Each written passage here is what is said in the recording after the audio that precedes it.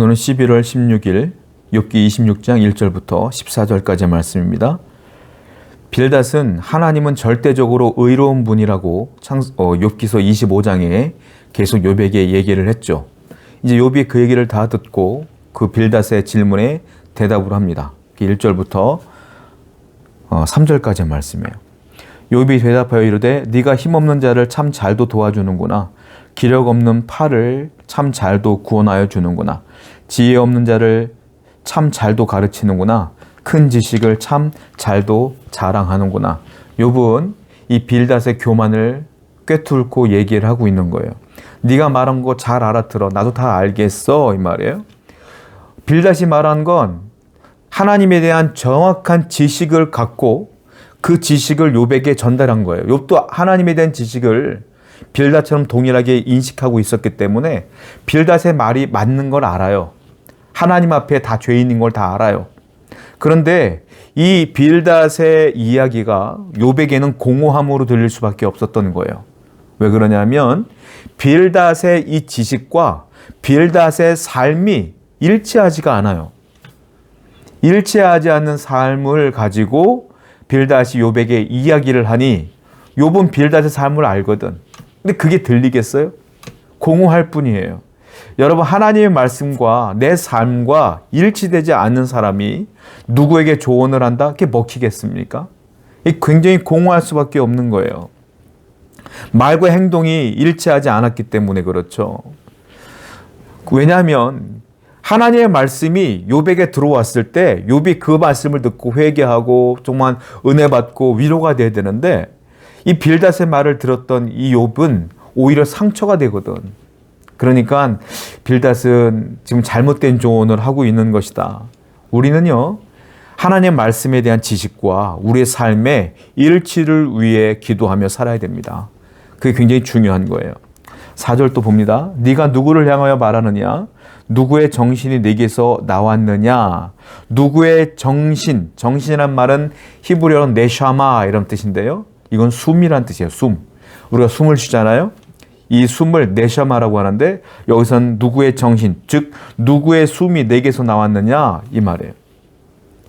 자, 숨이 뭡니까? 하나님이 사람을 만드시고 그 속에 숨을 불어넣으셨어요. 그 생기예요. 그 사람이 생명이 된 것이죠. 하나님으로부터 온 정신이라면, 다른 말로 네샤마, 하나님으로부터 온 숨이라면 내가 네 얘기를 듣고 그 말을 들었으면 내가 살아나야지 정상 아니겠느냐 이 말이죠. 그런데 너는 지금 하나님의 말씀이라고 전해주는데 내가 그 말을 듣고 내 영혼이 살아나는 게 아니라 내가 오히려 상처를 입고 죽어간다.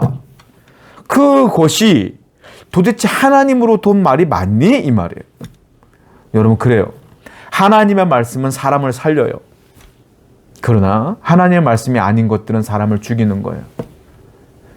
지금 욥의 세 친구의 말을 듣고 욥이 회복되는 게 아니라 욥은 더 상처를 입어요. 이 말은 하나님의 말씀이 아니라는 거예요. 교만한 그들의 주장일 뿐이라는 것이죠. 조심하셔야 됩니다. 여러분, 하나님의 말씀은 나를 살리는 거예요. 여러분들이 말씀으로 누구를 조언하고 그들에게 격려하길 원한다면 진정한 말씀을 증거해야죠.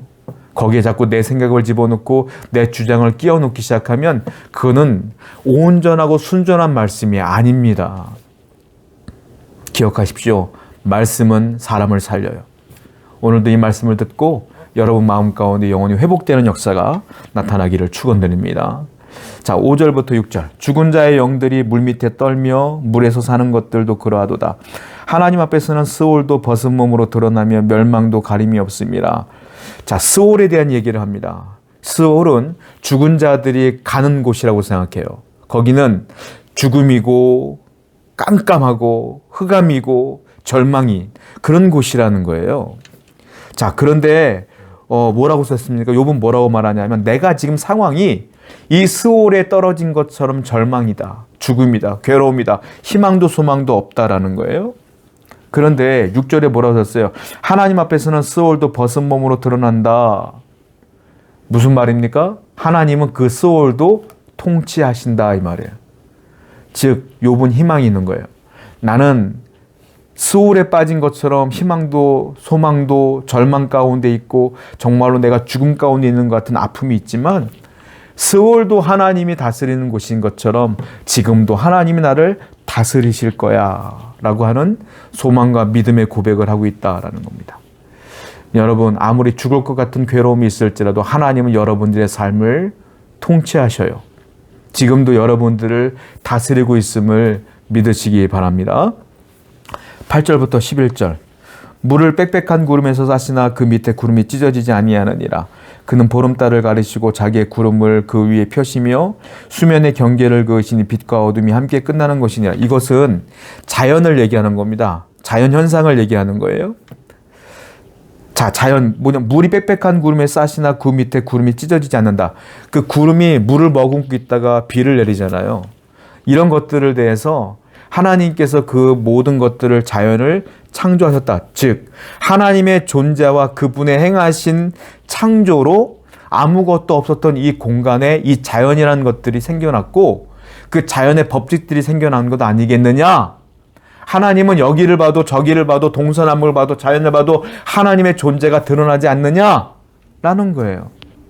그러니까 하나님의 존재를 나는 느낀다 이거죠. 여러분, 사람들 중에 하나님의 존재를 인식하지 못하고 사는 사람들이 많아요. 하나님을 믿는다고 말하면서 순간순간 하나님이 없는 것처럼 인식하고 행동하는 사람들이 너무 많아요. 길을 걷다가 나무 한 그루를 봐도 하나님을 볼 줄 알아야 돼요. 화창한 구름을 바라보면서 하늘을 바라보면서 물을 바라보면서 땅을 밟으면서 하나님을 늘 인식하며 살아야 돼. 우리는 그런 존재가 돼야 돼요. 욥은 지금 하나님의 존재를 느끼고 있어요. 우리도 하나님의 존재를 느끼고 그분의 사랑을 느끼며 하루하루 살아갈 때 여러분에게는 소망과 희망이 있는 것입니다. 오늘도 이와 같이 하나님과 동행하는 삶을 사시길 바랍니다. 기도합시다. 하나님, 어디서나 하나님의 존재를 느끼며 살아갈 수 있도록 인도하여 주옵소서. 하나님의 말씀과 하나님에 대한 지식과 내 삶에 일치된 삶을 살기 위해서 늘 기도하며 정말 하나님께 무릎을 꿇고 겸손하게 살아가는 자가 되게 하여 주옵소서. 예수님의 이름으로 기도드렸습니다. 아멘.